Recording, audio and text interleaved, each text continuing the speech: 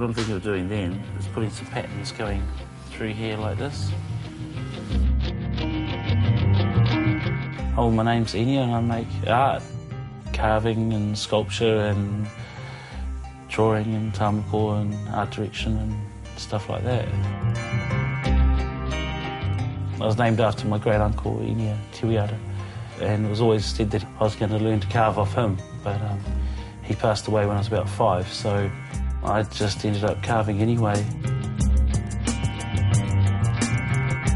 Being named after someone who carved and sung opera was lucky, but as far as like making art and stuff, it was pretty good because I wasn't so much encouraged, but no one discouraged me. And also having that thing like, yeah, your namesake's made kind of like, you know, a whole lot of albums of opera singing. It kind of brought a whole lot of things into my realm of possibility. Like, I never ever saw myself as any kind of being in any disadvantage at all. In fact, I thought, you know, that I was at an advantage my whole life.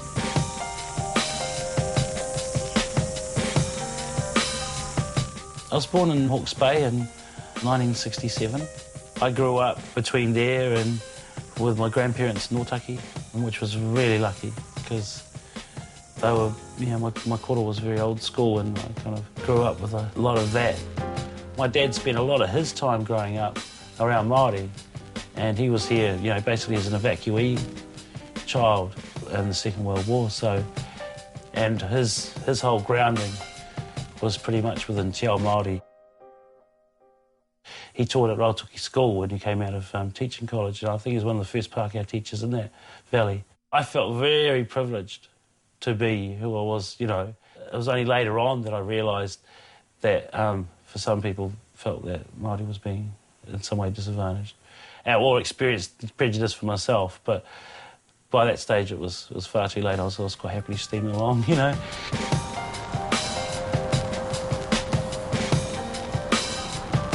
First carving I did, I think, was when I was about 2 or 3. I never really questioned anything. I just kind of went about making the things that I did and making what feels natural.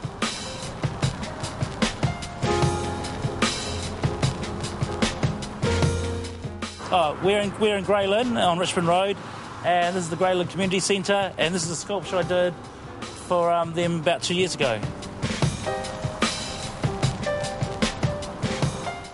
Well, this is a waharoa.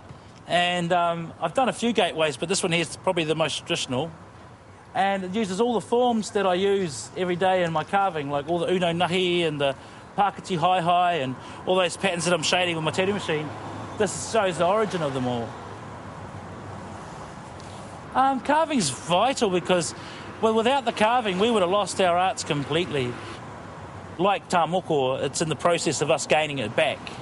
You know, we've got to get rid of all the heebie-jeebies and all the ookie-spookies and actually realise that this is our culture. It's not from some foreign people from another land. This is actually ours, and we should embrace it. And we should actually be able to walk past it, at least.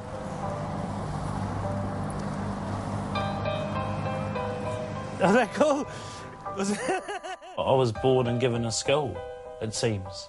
I can't explain it any other way either. And it's taken me 40 years of my life to actually feel comfortable in even saying that. This is part of my DNA, it's part of my whole thing to do this job. It feels right, looking back at my ancestors like Te Pēe Kupe and these wonderful, wonderful artists. People that were really involved and kept alive moko back in the day. I feel proud to be a part of that. I mean, he tattooed quite a few Pākehā prior to the Treaty of Waitangi with full-face moko because they wanted to be a part of Te Ao Māori. I mean, they were actually called Pākehā Māori. I found this out at a time when I was getting asked, "Oh, Inia, will you ever tattoo Pākehā?" you know? And it's a tough question for me because, I mean, I turn around to them and say, well, gee, if I wanted to give my dad a tattoo, isn't it between me and him? If it's good enough for Te Pēe Kupe to tattoo certain Pākehā because of reasons known between them, him and his client, then surely it's good enough for me to make my decisions on who will receive the work that I've got to offer on lines other than race. On that level, you know, that created a bit of controversy too.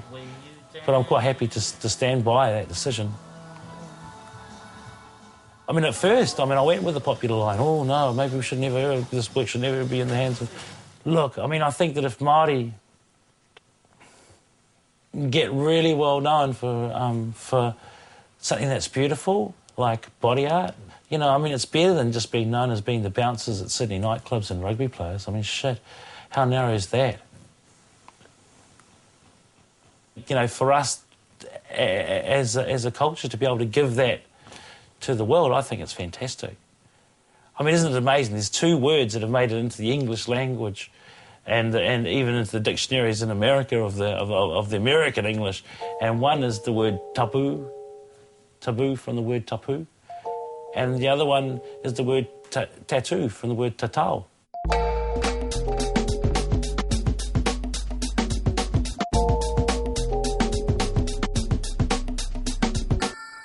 I mean, the moko walks between this life and the afterlife, and tattoo is one of the few things that apparently, from a Polynesian perspective, that you can take to the afterlife. You know, the ink itself was once organic. It was either the soot that comes from either a seed or a gum, and then it's burned, and then it rises up from the fire and it's gathered on a stone. So therefore it's already transcended. That's had a metamorphosis too. It's gone from being alive to being dead. And we put it back in our skin and it becomes alive again. And immediately the whole process is quite holistic. It's all about the cycle of life and death. And then, you know, so therefore, yeah, the subject matter that we use within moko, you know, to do with someone's whakapapa or their family on how they are and their own story of growth and change and metamorphosis, then that gets put in there too. Ko te arahi I te hunga pēnei ia Aaron Rao ko Naomi ki te whakaputa I a rāua kōrero a moko nei te whainga nui.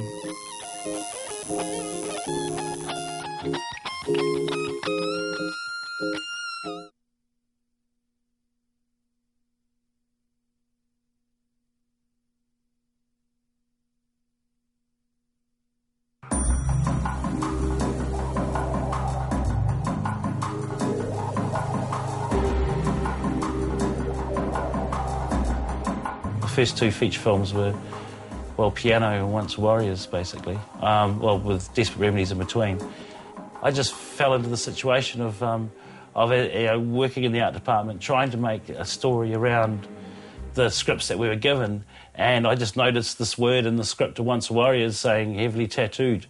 And I thought, wow, here's an opportunity, because there wasn't much opportunity in that film to make anything beautiful.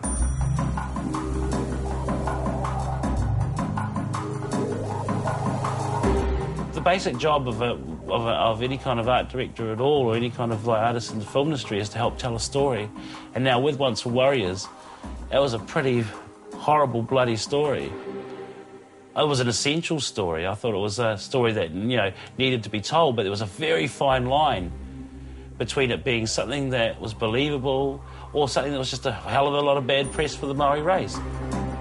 You know, for the gangs of Once Warriors, I looked at what the impressions were as a child looking at those gangs. It was quite romantic. You know, here was these people who, you know, really didn't give a damn about the cops, that did what they wanted, and it was all quite, you know, it seemed all powerful, and at the same time had a really strong presence.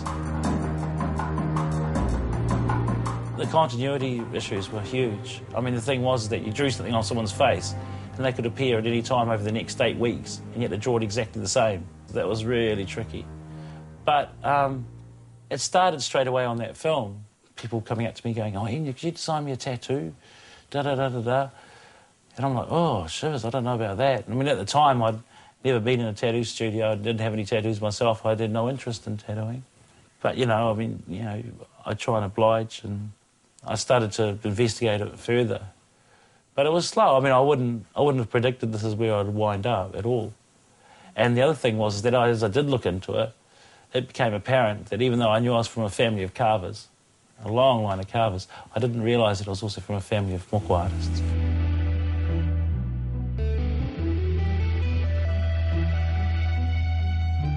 What happened next afterwards was that no one would have predicted. I certainly wouldn't have.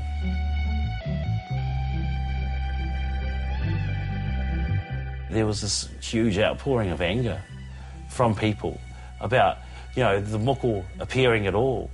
I mean, at that stage, people were bloody embarrassed about the fact, you know, because it's kind of like, yeah, it was quite strange.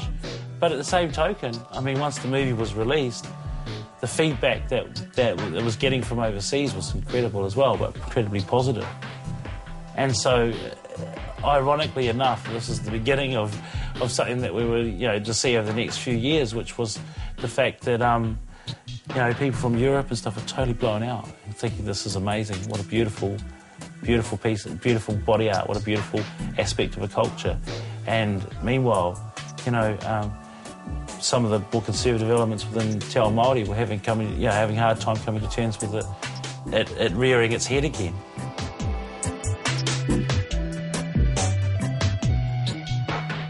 It's funny, there's kind of an inbuilt conservatism that's kind of was growing within Māori, you know, trying to be more Pākehā than Pākehā sometimes.